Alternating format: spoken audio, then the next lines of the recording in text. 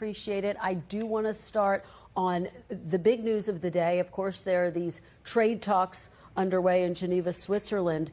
The U.S., of course, has argued that part of the goal here is to stem the flow of fentanyl. You in the past have supported targeted tariffs. And I wonder if, in fact, at the end of the day, these tariffs do accomplish stemming the flow of fentanyl and leveling the playing field with China, will you think that the Trump tariffs are a success?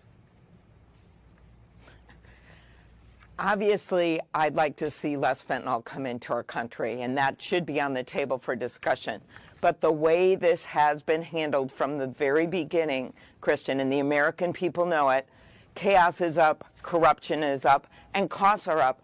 Just ask any mom today on Mother's Day when they're out trying to get a stroller. They're up like 25%. This is real. I listened to my colleague from Wyoming, who I respect very much, but I'm thinking, let's get real here. Supply chain problems for small businesses.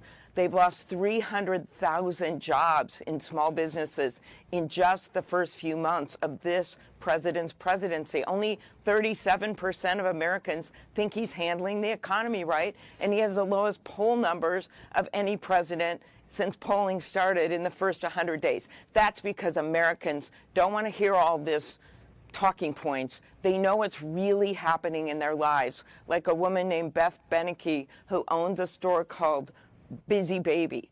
She sells online, and her business has been decimated despite being Entrepreneur of the Year in my state because of how they have handled China, how they've been handling countries all over the world. Sure, I'm glad they're talking, but they have assessed 10% to 25% tariffs on our allies, the very people that we would need, our friends and allies, in order to deal with China. So to me, they've been approaching this all upside down. Targeted tariffs, yes, but they should be working within trade agreements like the Canada-Mexico trade agreement with the U.S. to strengthen that instead of these across-the-board tariff taxes on all Americans, and now a baby tax.